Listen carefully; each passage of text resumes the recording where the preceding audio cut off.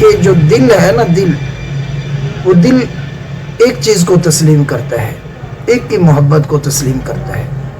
اگر دل کے اندر اللہ اور اس کے رسول کی محبت ہے، قرآن کی محبت ہے، شریعت کی محبت ہے، تو یہ دل غیر اللہ کی محبت کو تسلیم نہیں کرے گا، نہ ہی وہ کسی چیز کی محبت کو تسلیم کرے گا، بلکہ اس کے دل کے اندر اللہ کی محبت ہوگی، اللہ کے رسول کی محبت ہوگی، سنت کی محبت ہوگی، قرآن کی محبت ہوگی، احکام الہی کی محبت ہوگی، شریعت محمدیہ کی محبت ہوگی۔ جب اس دل کے اندر یہ دین سے عاری ہوگا، پھر یہ ویران جنگل کی طرح ہو جاتا ہے۔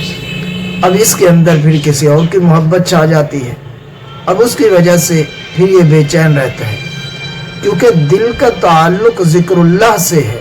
الا بذکر اللہ تطمئن القلوب، خود اللہ فرماتے ہیں کہ دلوں کا اطمینان، سکون اللہ کی یاد میں ہے، اللہ کی یاد میں ہے۔ تو اللہ کی یاد میں پھر یہ آئے گا کیسے؟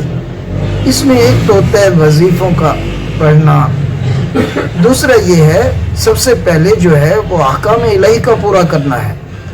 نماز کی پابندی ہے، 5 وقت نماز کا ادا کرنا، پھر ساتھ ساتھ صبح و شام مسنون دعائیں اور ذکر الہی کا کرنا، تنہائی میں بیٹھ کر اللہ کا ذکر کرنا۔ جو آدمی صبح شام تیسرے کلمے کا ورد کرتا ہے، سبحان اللہ والحمد للہ ولا الہ الا اللہ واللہ اکبر ولا حول ولا قوت الا باللہ العلی العظیم، 100 مرتبہ صبح 100 مرتبہ شام کو پڑھتا ہے، اس کا دل شیشے کی طرح منور ہو جاتا ہے۔